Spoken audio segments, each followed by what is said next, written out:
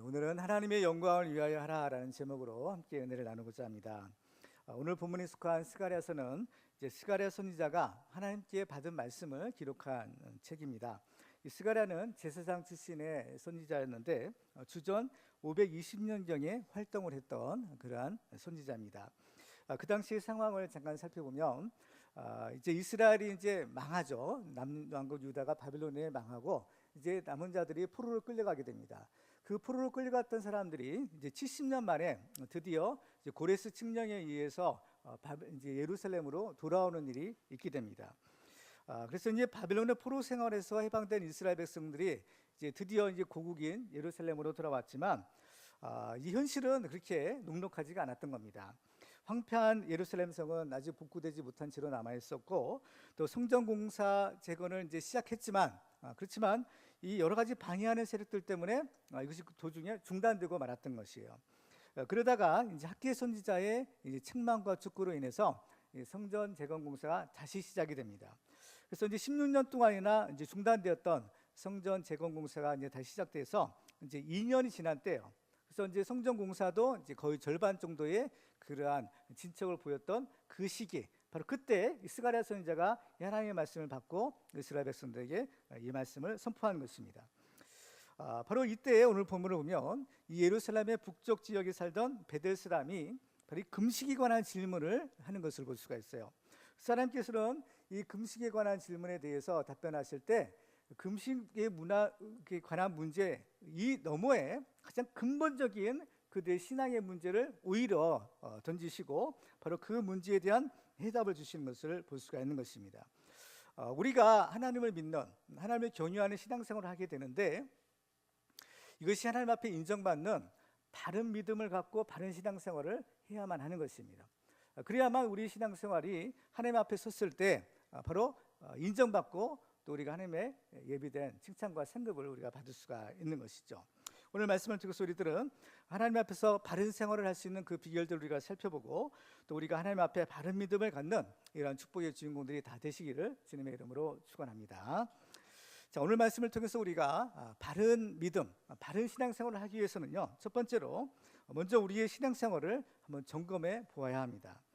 오늘 본문에는 베델 사람이 사람을 보내어 예루살렘의 제사장들과 선지자들에게 금식에 관한 질문을 하는 것으로 시작되고 있습니다. 오늘 보면 2절과 3절을 한번 같이 읽어볼까요? 시작. 그때 베델 사람이 사레셀과 레겜 멜렉과 그의 부하들을 보내어 여호와께 은혜를 구하고 만군의 여호와의 전에 있는 제사장들과 선지자들에게 물어 이르되 내가 여러 해 동안 행한 대로 5월 중에 울며 근신하리까. 아멘. 자, 그 당시 이스라엘 백성들은요, 그 예루살렘 성이 파괴된 그 날, 5월 달이에요. 그 유대력으로 이제 5월인데 그 5월이 되면 바로 그 예루살렘 성이 또 예루살렘 성전이 파괴된 것을 애통하고 그래서 그것을 기념하는 그런 금식을 했다라는 것을 볼 수가 있습니다. 이것은 70년 동안의 포로 생활 기간 동안에 계속했던 일이고 또 예루살렘으로 귀환한 이후에도 계속해서 그 금식의 절기를 지켰던 것입니다. 근데 이제 그들은 이제 드디어 포로 생활에서 돌아왔고 또 예루살렘의 이 성전이 다시 이제 건축이 되기 시작합니다. 그렇기 때문에 바로 이제 우리가 계속해서 금식을 해야 됩니까? 아니면 이제 그만 금식을 해도 되겠습니까? 이러한 궁금증이 생기게 된 것입니다. 우리가 신앙생활을 잘하기 위해서는요, 항상 이 좋은 질문을 할 필요가 있는 것입니다. 왜냐하면 오랫동안 신앙생활을 하게 되다 보면 그 의미를 잘 알지 못한 채로 어떤 그 지키는 관례와 같은 그런 것들이 있을 수가 있어요. 그렇게 되면 우리 신앙생활은 하나님과의 이 인격적인 교제가 이제 점점 줄어들고 그냥 형식적인 종교 생활에 머무르고 말 그런 위험성에 있기 때문인 것입니다. 따라서 우리 생활이 역동적이고 또 우리 신앙이 또 능력 있기 위해서는요, 하나님 앞에서 자기 자신을 돌아보고 또 이 바른 질문을 던질 줄 알아야 되는 겁니다. 이러한 원리는 우리 인간의 문화나 또 과학기술의 발달에도 동일하게 적용될 수가 있는 것이에요. 그래서 우리 인류 역사상 위대한 발견이나 또 발명의 시작은 항상 바른 질문에서부터 시작이 되었다는 것을 알 수가 있는 것입니다. 우리가 하나밖에 없는 우리의 소중한 인생을 의미 있고 또 잘 살기 위해서는 항상 하나님 앞에서 이 바른 질문을 던지며 살아야 한다라는 사실입니다. 그래서 우리가 하나님을 더 깊이 알아가는 지식을 얻고 또 하나님의 뜻을 잘 분별할 수 있어야만 합니다. 그럴 때 우리는 이 하나님과의 인격적인 교제를 통해서 주님과 항상 동행하는 그러한 삶을 살 수가 있는 것입니다. 그래서 성경에 보면 이 에녹이라는 사람이 있는데 그 사람은 바로 하나님과 300년 동안 동행했다라고 했어요. 그러다 보니까 하나님께서 그를 죽음을 보지 않고 데려가셨다라고 성경은 기록하는 것을 보게 됩니다. 이처럼 우리들도 이 주님과 동행하는 삶을 살기 위해서는 항상 우리 자신을 돌아보면서 우리가 신앙생활을 잘하고 있는지 또 우리 자신을 이렇게 돌아볼 필요가 있고 점검해 볼 필요가 있는 것입니다. 그래서 사도 바울은 고린도 교회 성도들에게 고린도후서 13장에서 이런 얘기를 하는 것을 보게 됩니다. 우리 같이 한번 읽어볼까요? 시작. 너희는 믿음 안에 있는가? 너희 자신을 시험하고 너희 자신을 확증하라. 예수 그리스도께서 너희 안에 계신 줄을 너희가 스스로 알지 못하느냐? 그렇지 않으면 너희는 버림받은 자니라. 너희가 믿음 안에 있는가? 너희 자신을 시험하고 너희 자신을 확증하라 하는 겁니다. 그러니까 우리가 신앙생활을 잘하고 있는지 우리 자신 한번 점검해 볼 필요가 있는 겁니다. 그렇죠? 그래야만 바로 우리가 바른 신앙을 해야만 바로 우리 신앙생활에 의미도 있고 또 하나님 앞에 또 인정도 받을 수가 있기 때문인 것입니다. 우리는 과연 바른 믿음을 가지고 바른 신앙생활을 하고 있는가? 또 우리 안에 정말 주님이 계시고 우리는 주님과 동행하는 삶을 살고 있는가? 우리는 이러한 신앙에 대한 점검 또 이러한 바른 질문을 나 자신과 또 하나님께 해보아야 되는 것입니다. 그래서 이러한 질문을 가지고 하나님께 기도하고 또 그것에 대해서 고민하고 연구하다 보면 하나님께서 그 질문에 반드시 응답해 주시는 그러한 경험을 체험을 할 수가 있는 것입니다. 그럴 때에 바로 우리의 믿음이 더 깊어지고 또 성숙한 신앙생활을 할 수가 있는 것입니다. 그래서 우리들도 항상 우리 자신을 돌아보고 또 하나님 앞에 바른 질문을 통해서 역동적이고 또 주님과 동행하는 능력 있는 신앙생활을 하는 우리 모두가 되기를 주님의 이름으로 축원합니다. 두 번째로 우리가 바른 신앙생활을 하기 위해서는요, 인본주의의 우상을 버려야 합니다. 오늘 본문에 보면 베델 사람의 질문에 대해서 하나님께서 스가랴 선지자를 통해서 이렇게 말씀하시는 것을 볼 수가 있어요. 오늘 본 4절과 5절을 같이 읽습니다. 시작. 만군의 여호와의 말씀이 내게 임하여 이르시되 온 땅의 백성과 제사장들에게 이르라. 너희가 70년 동안 다섯째 달과 일곱째 달에 금식하고 애통하였거니와 그 금식이 나를 위하여 한 것이냐. 자, 하나님께서는 이 금식을 계속해야 될지 아니면 말해야 될지 그러한 질문에 대해서 직접적인 대답을 주시는 대신에 먼저 그들이 그러한 금식을 하게 된 근본적인 동기, 근본적인 이유에 대해서 질문하시는 것을 보게 돼요. 너희들 지난 70년 동안에 매해 5월과 7월에 이제 금식하며 애통했는데 과연 그 금식이 나를 위한 것이었느냐, 하나님을 위한 것이었느냐라는 것입니다. 그래서 하나님께서는 그 금식이 나를 위하여 한 것이냐라고 거듭해서 물으시는 겁니다. 이것은 지금까지 그들이 했던 오랜 그 금식의 이러한 관행들이 결국은 하나님을 위한 것이 아니다라는 그런 뜻이 여기에 담겨 있는 겁니다. 이스라엘 백성들이 그렇게 오랜 세월 동안 자신을 괴롭게 하는 금식을 했지만 이것이 하나님을 위한 것이 아니었기에 결국에는 그 어려운 금식조차도 어때요? 헛된 것이 되고 만다라는 거죠. 이것은 금식뿐만 아니라 그들이 먹고 마시는 것도 마찬가지라는 겁니다. 자, 6절 한번 볼까요? 6절 있습니다. 시작. 너희가 먹고 마실 때 그것은 너희를 위하여 먹고 너희를 위하여 마시는 것이 아니야. 음식을 먹지 않는 금식, 그것도 결국에는 하나님을 위한 것이 아니라 결국 너희 자신을 위한 것이었고, 음식을 먹고 또 음료를 마시는 그것도 결국은 너희를 위한 것이 아니었느냐라고 질문하시는 겁니다. 성경을 보면 이 아담의 타락 이래로 끊임없이 계속되어 오는 영적인 싸움이 있어요. 그것은 바로 인본주의 신앙과 신본주의 신앙과의 싸움인 것입니다. 인본주의 신앙은 그 중심이 사람이 되는 신앙이에요. 그래서 신앙생활하는 목적도 다 나를 위해서 하는 것입니다. 아무리 자기를 괴롭게 하는 금식조차도 또 모든 것은 궁극적으로 따지고 보면 결국에는 자기 자신을 위한 것이다라는 겁니다. 그래서 인본주의적으로 신앙생활하는 사람이 제일 중요하게 여기는 것은 바로 나와 제 가족인 거예요. 그래서 내가 구원받아서 천국에 가고 내가 복을 받아서 잘 사는 거, 바로 이것이 가장 중요한 것입니다. 그런데 이런 신앙생활은 아무리 종교적인 열심을 낸다 하더라도 하나님께 인정을 받을 수가 없다는 것이에요. 가인과 아벨이 하나님께 제사를 드립니다. 두 사람 모두가 제사를 드리지만 하나님께서는 가인과 그의 제물은 받지 않으시고 아벨과 그의 제물은 받으셨다라고 했어요. 그러니까 두 사람이 다 하나님을 섬기는 겁니다. 하나님께 예배드리는 거죠. 그런데 하나님이 받으시는 제사, 받으시는 예배가 있고 하나님이 인정하시는 신앙이 있고 인정하지 않는 것이 있다라는 겁니다. 이렇게 인본주의적인 제사, 인본주의적인 예배, 인본주의적인 신앙생활은 하나님이 인정하지 않는다는 겁니다. 갈멜산에서 엘리야 선지자와 바알 선지자들이 누가 진짜 하나님인지 내기를 했어요. 그래서 바알 선지자들은 아침부터 큰 소리로 부르짖고 뛰고 별짓을 다 하지만 응답이 없죠. 그러니까 칼과 창으로 자기들의 몸을 찔러서 막 피를 냅니다.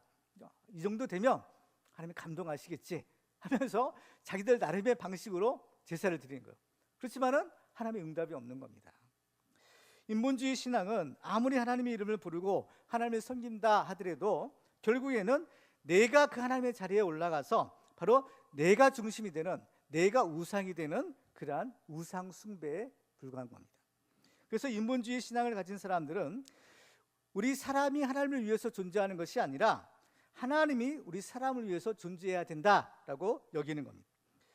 만일 그렇다면, 만일 그렇게 인본주의적으로 우리가 생각한다면 하나님은 창조주가 아니라 피조물이어야 되고 우리 사람이 창조주가 돼야 되는 겁니다. 그렇지만은 분명한 사실은 바로 우리가 창조주가 아니라 하나님이 우리를 지으신 창조주시다라는 사실인 겁니다. 그렇기 때문에 하나님께서는 하나님의 영광을 위하여 우리 사람을 지으셨다라고 말씀하시는 거죠. 그렇지만 인본주의적인 사고를 가진 사람들은 그 사실을 애써 부인하려고 합니다. 그래서 이스라엘 백성들이 이제 출애굽하고 하나님과 언약을 맺기 위해서 시내산에 모여요. 그래서 모세는 하나님의 말씀을 받으러 시내산에 올라갑니다. 그 사이에 산 아래에서는 이스라엘 족속이 아론을 졸라 뭐라고 하는가 하면 우리를 위하여 우리를 인도할 신을 만들어내라라고 졸릅니다. 그 우상을 만들 때 뭐라고 하는가 하면 우리를 위하여 우리를 인도할 신을 만들어내라는 겁니다. 그래가지고 결국에 아론이 그 금붙이들을 모아가지고 뭘 만드느냐면 바로 금송아지 우상을 만들어요. 그러면서 이것이 너희를 애굽에서 인도해낸 너희의 신이다라고 하는 거예요. 그러면서 그들은 그 금송아지 우상을 만들어 놓고 여호와 하나님이다라고 부르면서 여기다 제사를 드린 거예요. 그러니까 그들이 이름은 여호와 하나님 신앙인데 실상은 우상 숭배인 겁니다. 그렇죠? 근데 이 금송아지 우상은요 결국 어떻게 되는가 하면 이게 다 산산이 부서지죠. 산산이 부서지고 조각나고 불에 태워져서 벌써 그것을 다 가루가 만들어서 이제 다 뿌려야죠. 다 흩어버리게 되는 겁니다. 이처럼 이 인본주의적인 신앙생활을 하게 되면요, 그건 결국에는 우상 숭배자에 불과한 겁니다. 그렇게 되면 그 금송아지 우상이 산산이 조각나고 불태워져서 가루가 되어 흩어진 것처럼 바로 우상과 함께 망하게 된다라는 겁니다. 그렇기 때문에 우리가 이 바른 신앙생활을 하기 위해서는 제일 먼저 바로 이 우상을 이제 버려야 돼요. 특별히 인본주의적인 우상, 내가 중심이 되는 신앙, 이것도 결국에는 하나님 보실 때는 이건 우상에 불과한 겁니다. 이것들을 버리고 정말 살아계신 그 하나님을 바르게 믿는 축복의 증언들 되기를 주님의 이름으로 축원합니다.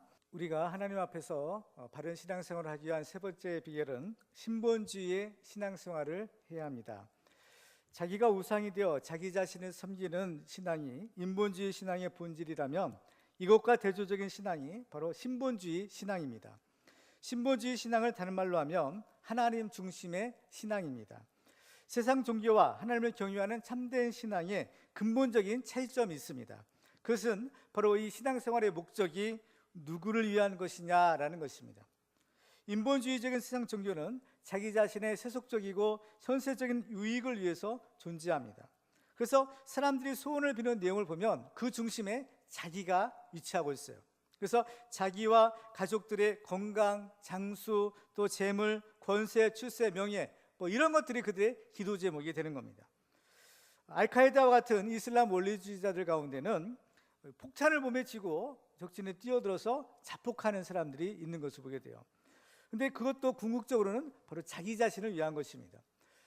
그렇게 죽은 사람들을 그 사람들은 순교자라고 부르는데, 그런 순교자가 되면 바로 천상에서의 부귀 영화를 영원히 누릴 수 있다라고 가르치기 때문인 것입니다. 그러면 참된 신앙은 무엇을 위해서 존재하고 또 무엇 때문에 우리가 신앙생활을 해야 하는 것일까요? 그것은 한마디로 말하면 하나님의 영광을 위하여인 것입니다. 사도 바울은 고린도서 10장 31절에서 이렇게 말씀합니다. 그런즉 너희가 먹든지 마시든지 무엇을 하든지 다 하나님의 영광을 위하여 하라. 아멘. 이것은 하나님을 모르는 사람은 그야말로 죽었다 깨나도 이런 신앙인이 될 수가 없습니다. 이런 신앙은 오직 하나님을 인격적으로 만나고 또 하나님이 누구이신지를 참되게 아는 사람만이 가질 수 있는 신앙입니다. 마태복음 22장에 보면 한 율법사가 예수님께 어느 계명이 큽니까? 라고 물었어요. 그때 마태복음 22장 37절에서 예수님께서는 이렇게 말씀합니다. 예수께서 이르시되 내 마음을 다하고 목숨을 다하고 뜻을 다하여 주 너희 하나님을 사랑하라 하셨으니 이것이 크고 첫째 되는 계명이요 둘째도 그와 같으니 내 이웃을 내 자신같이 사랑하라 하셨으니 이 두 계명이 온 율법과 선지자의 강령이니라 라고 말씀합니다. 제일 크고 첫째 되는 계명은 바로 하나님을 최고로 사랑하는 것입니다. 그래서 하나님 중심의 신앙생활이라는 것은 하나님을 그의 인생의 최고의 우선순위에 두고 사는 겁니다. 따라서 하나님을 믿는 사람에게 있어서는 하나님보다 더 사랑하는 것이 있어서는 안 될 것입니다. 마태복음 10장 30절을 보면 예수님께서 이런 말씀을 하세요. 아버지나 어머니를 나보다 더 사랑하는 자는 내게 합당하지 아니하고 아들이나 딸을 나보다 더 사랑하는 자도 내게 합당하지 아니하며 라고 말씀합니다. 이 말씀은 부모를 공경하거나 또 가족을 사랑하지 말라는 것이 아닙니다. 다 사랑해야 되고 다 공경해야 되지만 최고의 우선순위에는 바로 하나님을 모셔야 한다라는 것입니다. 그래서 하나님보다 다른 어떤 것을 더 사랑하거나 어떤 것을 더 위하는 것은 다 하나님 보시기에 우상이 되는 것입니다. 십계명의 제1계명이 너는 나 외에는 다른 신들을 내게 두지 말라라는 것입니다. 나 외에 다른 신들, 그러니까 최고로 경배의 대상, 우리가 섬겨야 될 분으로 하나님 위에 그 어떤 것도 두고서는 안 된다라는 것입니다. 이것이 여호와 하나님을 경외하는 신앙의 가장 첫째 되는 계명인 것입니다. 그런데 중요한 것은 우리가 하나님을 이렇게 사랑하게 되면 그 사랑은 반드시 우리의 이웃에게로 이어진다라는 사실입니다. 하나님에 대한 사랑이 우리 이웃에게로 이어지고 펼쳐질 때 바로 그 하나님에 대한 우리의 사랑이 완성이 되고 또 이 세상은 하나님의 나라 천국이 이루어질 수 있는 것입니다. 오늘 본문에서 하나님께서는 스가랴에게 하나님께서 진짜 원하시는 것이 무엇인지를 가르쳐 주십니다. 오늘 보면 8절 이하를 같이 읽습니다. 여호와의 말씀이 스가랴에게 임하여 이르시되 만군의 여호와가 이같이 말하여 이르시기를 너희는 진실한 재판을 행하며 서로 인애와 긍휼을 베풀며 과부와 고아와 나그네와 궁핍한 자를 압제하지 말며 서로 해하려고 마음에 도모하지 말라 하였으나 라고 말씀합니다. 진실한 재판을 행하고 또 서로 인애와 긍휼을 베풀어 고아와 과부와 같은 그런 어려운 사람들을 도와주라는 것입니다. 이것은 한마디로 말하면 하나님의 공의와 사랑을 실천하라라는 것입니다. 금식을 하고 그렇죠? 음식을 먹고 안 먹고 이거보다 더 중요한 것이 하나님의 사랑 실천이라는 것입니다. 그래서 미가서 6장 8절에 보면 이렇게 말씀합니다. 사람아 주께서 선한 것이 무엇임을 내게 보이셨나니 여호와께서 내게 구하시는 것은 오직 정의를 행하며 인자를 사랑하며 겸손하게 대해 하나님과 함께 행하는 것이 아니냐라고 말씀합니다. 주님께서 선한 것이 무엇인가를 우리에게 보여주셨다라는 것입니다. 하나님의 정의를 행하고 바로 인자를 사랑하는 것이다. 하나님과 그것이 동행하는 삶이다 라고 말씀하는 겁니다. 이렇게 하나님의 사랑과 공의를 실천하는 사람이 하나님께서 인정하시는 참된 경건한 사람입니다. 야고보서 1장 27절을 보면 하나님 아버지 앞에서 정결하고 더러움이 없는 경건은 곧 고아와 과부를 그 환난 중에 돌보고 또 자기를 지켜 세속에 물들지 아니하는 그것이니라 라고 말씀하고 있습니다. 따라서 우리가 하나님을 최고의 우선순위에 두고 살아갈 때에 우리는 하나님 사랑과 이웃 사랑을 실천하는 그 천국의 삶을 살 수가 있는 것입니다. 그래서 이러한 삶을 사는 사람들에게 하나님께서는 모든 것을 더하여 주시는 그러한 은혜와 복을 주시는 겁니다. 그래서 마태복음 6장 33절에 보면 그런즉 너희는 먼저 그의 나라와 그 일을 구하라 그리하면 이 모든 것을 너에게 더하시리라 라고 말씀합니다. 우리는 언제나 하나님을 제일로 사랑하고 섬김으로써 바른 신앙생활을 하는 이런 축복의 주공들이 다 되기를 주님의 이름으로 축원합니다. 마지막으로 우리가 하나님 앞에 바른 신앙생활을 하기 위해서는 말씀 중심의 신앙생활을 해야 합니다. 오늘 본문을 보면 금식에 대한 질문하는 자들에게 하나님께서 이렇게 말씀합니다. 오늘 보면 7절을 읽습니다. 예루살렘과 사면 성읍에 백성이 평온히 거주하며 남방과 평온에 사람이 거주할 때 여호와가 옛 선지자를 통하여 외친 말씀이 있지 않느냐라고 말씀합니다. 여호와가 옛 선지자를 통하여 외친 말씀이 있다라는 것입니다. 하나님께서 이미 선지자를 통하여 그들에게 주신 말씀이 있다는 겁니다. 그러나 그들은 그 말씀에 순종하지 않으면서 여전히 헛된 목적을 위하여 금식하고 있는 것입니다. 근데 이러한 금식은 하나님의 뜻대로 하는 금식이 아니기 때문에 결과적으로는 아무 소용이 없게 되는 것입니다. 이사야서 58장 3절 이하에 보면 이렇게 말씀합니다. 우리가 금식하되 어찌하여 주께서 보지 아니하시오며 우리가 마음을 날마다 괴롭게 하되 어찌하여 주께서 알아주지 아니하시나이까. 보라 너희가 금식하는 날에 오락을 구하며 온갖 일을 시키는도다. 보라 너희가 금식하면서 논쟁하며 다투며 악한 주먹으로 치는도다. 너희가 오늘 금식하는 것은 너희의 목소리를 성달하게 하려는 것이 아니니라. 이것이 어찌 내가 기뻐하는 금식이 되겠으며 이것이 어찌 사람이 자기의 마음을 괴롭게 하는 날이 되겠느냐. 그의 머리를 갈대같이 숙이고 굵은 배와 재를 펴는 것을 어찌 금식이라 하겠으며 여호와께 연락될 날이라 하겠느냐라고 말씀합니다. 그러니까 아무리 금식을 한다 하더라도 그들이 하나님의 말씀에 불순종하고 악을 행하게 되면 하나님께서 그 기도를 들으실 수 없다라는 것입니다. 우리나라에는 금식 기도원이 참 많이 있는 것을 볼 수가 있어요. 그래서 우리 성도님들이 어떤 급한 일이 생기면 이제 기도원에 가서 금식하며 기도를 합니다. 저도 이제 여러 번 이제 금식 기도를 한 경험이 있는데, 그래서 이 금식 기도하는 분들을 볼 때마다 참으로 대단한 분들이구나, 정말 믿음이 정말 좋은 분들이다라는 생각을 하게 됩니다. 그런데 이렇게 우리가 금식하면서 기도하는 이유가 무엇일까요? 정말 우리 기도하는 그 내용이 또 그것이 간절하기 때문인 것입니다. 일반적으로 사람들은 금식하면서 기도하면 하나님께서 잘 응답해 주시겠다라고 생각을 합니다.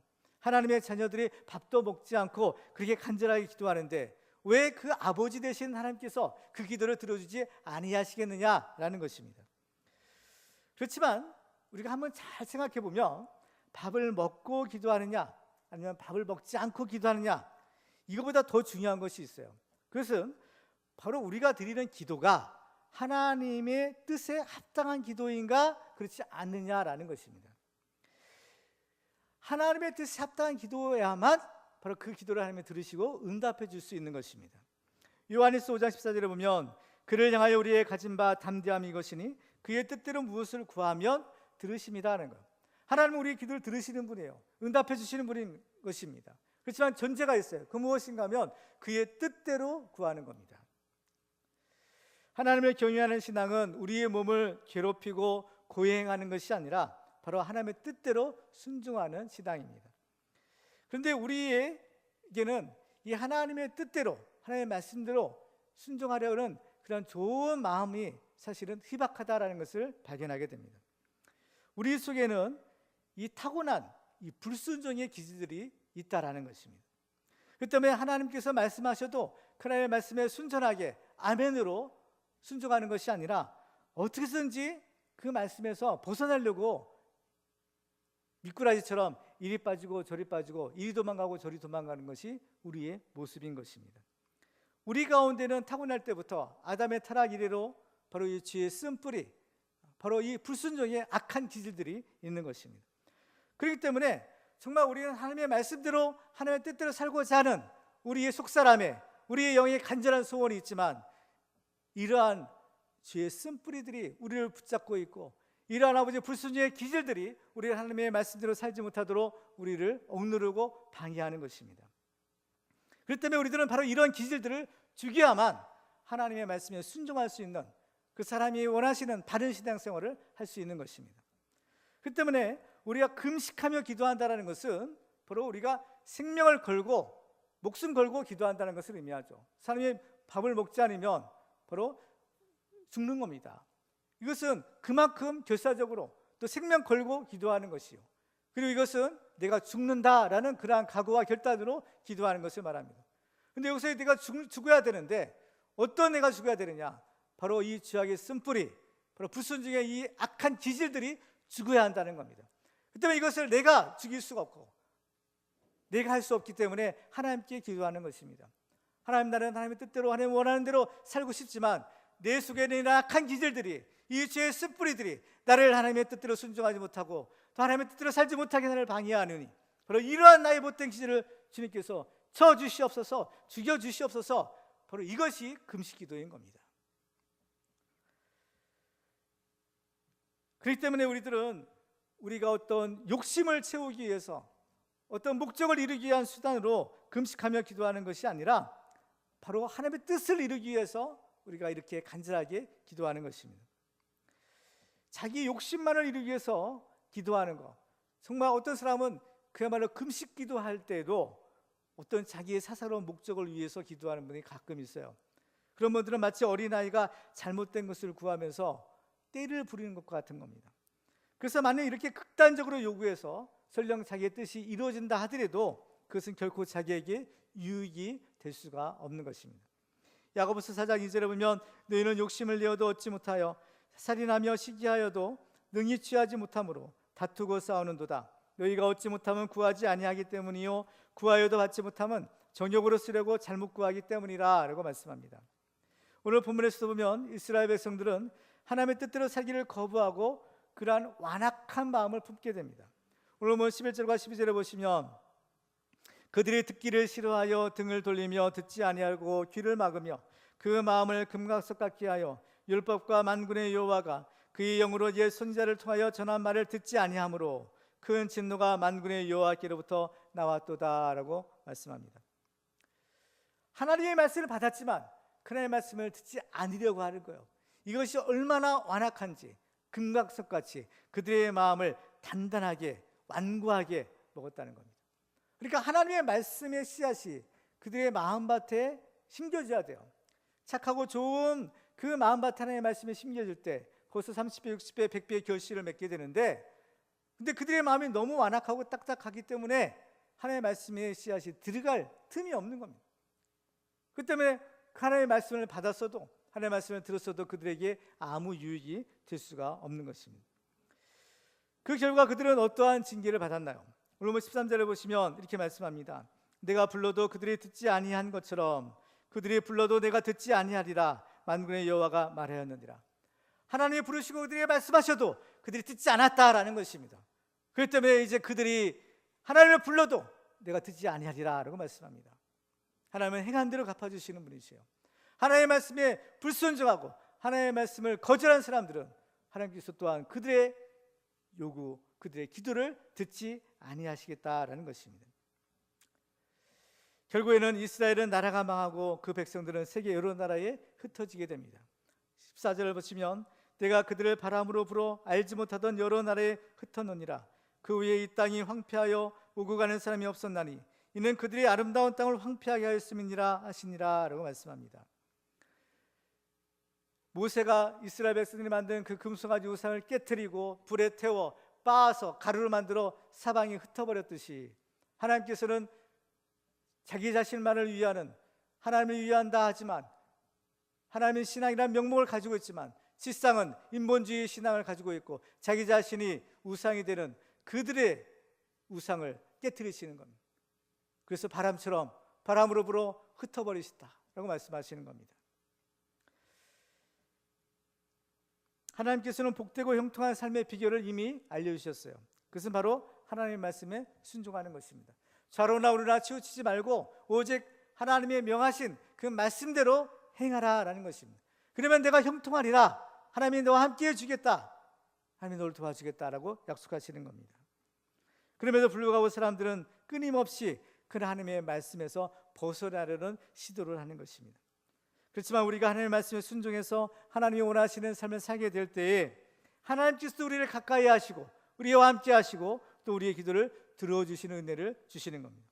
그래서 이사야 58장 6절 이하에 보면 내가 기뻐하는 금식은 흉악의 결박을 풀어주며 멍에의 줄을 끌어주며 압제 당하는 자를 자유하게 하며 모든 멍에를 꺾는 것이 아니겠느냐. 또 줄인 자에게 내 양식을 나눠주며 유리하는 빈민을 집에 들이며 헐벗은 자를 보면 입히며 또 내 곤욕을 피하여 스스로 숨지 아니하는 것이 아니겠느냐.